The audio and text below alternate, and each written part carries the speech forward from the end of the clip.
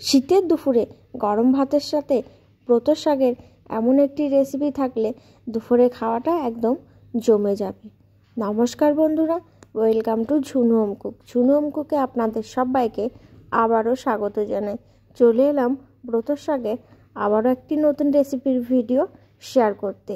এর আগেও আমি একটি রেসিপির ভিডিও শেয়ার করেছি বন্ধুরা, কিন্তু আজ আমি একদম অন্যরকম একটি রেসিপি শেয়ার করব। এখানে আমি সেই জন্য নিয়েছি ব্রত শাক। বড় আটির এক আটি নিয়েছি, খুব ভালো করে ধুয়ে জল ঝরিয়ে নিয়েছি এবং বেছে নিয়েছি শক্ত ডাঁট ফেলে দিয়ে।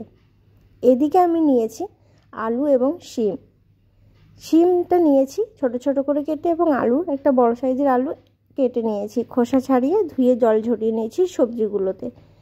পুরো রেসিপির ভিডিওটা দেখার জন্য অনুরোধ রইল, আশা করছি ভালো লাগবে।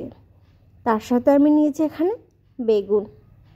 এদিকে আমি গ্যাসের চুলা অন করে কড়াই বসিয়ে দিয়েছি। এবার কড়াইয়ের মধ্যে দিয়ে দিচ্ছি সরষের তেল। সম্পূর্ণ নিরামিষ আমি ব্রত শাকের এই রেসিপিটা শেয়ার করব, তাই প্রথম থেকে শেষ পর্যন্ত রেসিপির ভিডিওটা দেখার জন্য অনুরোধ রইল। এইভাবে একবার গরম ভাতের সাথে বানিয়ে খেয়ে দেখবেন বন্ধুরা, খুবই সুস্বাদু লাগে এই রেসিপিটি গরম গরম ভাতের সাথে খেতে। এবার তেল গরম হয়ে গেছে, তেলের মধ্যে দিয়ে দিলাম সবজি, আলু এবং শিম। ভাজার জন্য দিয়ে দিচ্ছি হলুদের গুঁড়ো, তারপর শিম আলুটা ভেজে নেব। নতুন বন্ধু যারা আছেন, এখনও চ্যানেলটিকে সাবস্ক্রাইব না করে থাকলে, আমার শেয়ার করা রেসিপির ভিডিও যদি দেখতে ভালো লাগে এবং পরবর্তী রেসিপির ভিডিও দেখতে চাইলে চ্যানেলটিকে সাবস্ক্রাইব করে পাশে থাকবেন। তার সাথে সাথে আজকে শেয়ার করা রেসিপির ভিডিওটা কেমন লাগলো অবশ্যই একটা কমেন্ট করে জানাবেন। এবার আমি শিম আলু ভেজে নিচ্ছি। প্রায় 2-3 মিনিট ভাজার পর বেগুন দিয়ে দেব। ব্রত শাকের এই রেসিপিটা আগে এইভাবে বানিয়ে না খেয়ে থাকলে অবশ্যই একবার বানিয়ে খেয়ে দেখবেন বন্ধুরা, খুবই সুস্বাদু একটি রেসিপি। কোনো রকম বাটা মশলা ছাড়াই বা গুঁড়ো মশলা ছাড়াই আমি বানিয়ে শেয়ার করব। সম্পূর্ণ একটি নিরামিষ রেসিপি। এবার দিয়ে দিলাম বেগুন দিয়ে সামান্য লবণ দিয়ে ভালো করে ভেজে নেব। আবারও 2-3 মিনিট মতন ভেজে নেব। আমি এখানে 3 রকমের সবজি নিয়েছি, শিম, আলু, বেগুন। সবজিগুলো মোটামুটি ভাজা হয়ে গেছে বন্ধুরা। এবার আমি ধুয়ে জল ঝরানো ব্রত শাক দিয়ে দেব। এই শাকটাকে কিন্তু অনেকে ব্রত শাক বলে চেনে বা বেথুয়া শাক বলে, আমাদের এখানে কিন্তু ব্রত শাক বলে। তাই এবার আমি শাকটা দিয়ে দিলাম। শাক আমি কেটে নিইনি, আপনারা চাইলে একটু বড় বড় করে কেটে নিতে পারেন। আর শাকটা খুব ভালো করে আমি 2 থেকে 3 বার ধুয়ে জল ঝরিয়ে নিয়েছি।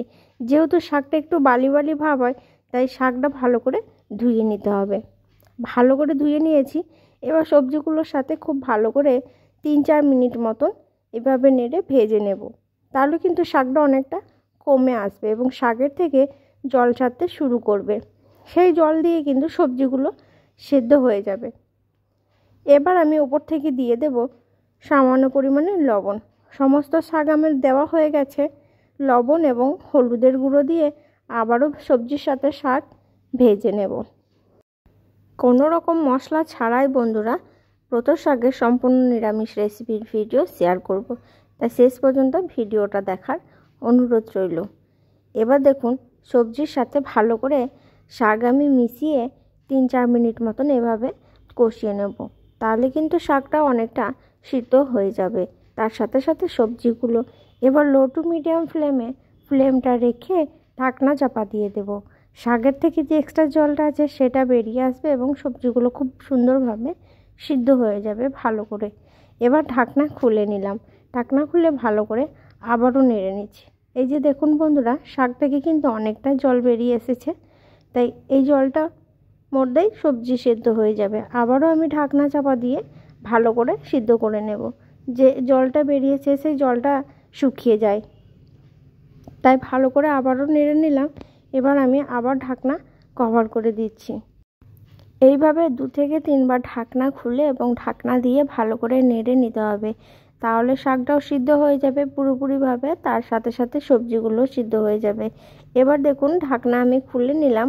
এবার এই শাকটা আবার ভালো করে নেড়ে নিয়ে একটা বাটির মধ্যে তুলে নেব, জলটা শুকনো শুকনো হয়ে গেলে।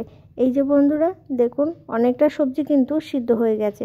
এবার তরকারিটা বাটিতে ঢেলে আবারও আমি কড়াইটা পরিষ্কার করে গ্যাসের চুলায় বসিয়ে দিয়েছি। তারপর আবারও সর্ষের তেল আমি দিয়ে দিলাম প্রায় 1 চামচ মতো। এবার তেল গরম হয়ে গেলে তেলের মধ্যে 2টো শুকনো লঙ্কা, তার সাথে দিচ্ছি কালো সর্ষে, 1 চামচ মতন কালো সর্ষে দেব, আর দিয়ে দেব 5 ফোড়ন, 1/2 চামচ মতন 5 ফোড়ন দিয়ে এবার ফোড়নগুলো ভালো করে ভেজে নেব। শুকনো লঙ্কা 5 ফোড়নটা আমি আগে ভেজে নিচ্ছি, তারপর আমি একটা চামচের সাহায্যে সর্ষেটা একটু গুঁড়িয়ে নেব। তাহলে কিন্তু শাকের মধ্যে সর্ষের ফ্লেভারটা দারুণ সুন্দর আসবে এবং দারুণ একটা সুগন্ধ বেরিয়ে আসবে। তাই সর্ষেটা একটা হাতা বা চামচের পিছনের সাহায্যে এভাবে গুঁড়িয়ে নিচ্ছি। তারপর ফোড়নটা একসাথে মিশিয়ে আবারও ভেজে নেব ভালো করে। ফোড়ন ভালো করে ভাজা হয়ে গেলে এবার দিয়ে দেব আগে থেকে সিদ্ধ করে রাখা সবজি এবং ব্রত শাক দিয়ে ভালো করে আবারও ভেজে নিতে হবে বা নেড়ে নিতে হবে ফোড়নের সাথে শাক এবং সবজি। এবার আমি দিয়ে দিচ্ছি সামান্য পরিমাণে লঙ্কার গুঁড়ো, তার সাথে দিয়ে দেব সামান্য চিনি। যেহেতু শাকের রেসিপি একটু মিষ্টি দিলে বন্ধুরা খেতে ভালো লাগবে, তাই আমি খুব ভালো করে আবারও ভেজে নিচ্ছি বা নেড়ে নিচ্ছি। সবার শেষে দিয়ে দিলাম লবণ, যে বাকি লবণটা দেওয়া বাকি ছিল সেই লবণটা দিয়ে ঢাকনা চাপা দিয়ে ভালো করে 2-3 মিনিট মতন সিদ্ধ করে নেব।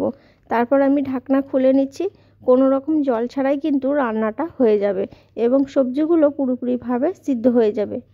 এবার গ্যাসের ফ্লেম বন্ধ করে সম্পূর্ণ নিরামিষ ব্রত শাকের এই রেসিপিটা এবার একটা বাটিতে ঢেলে নেব।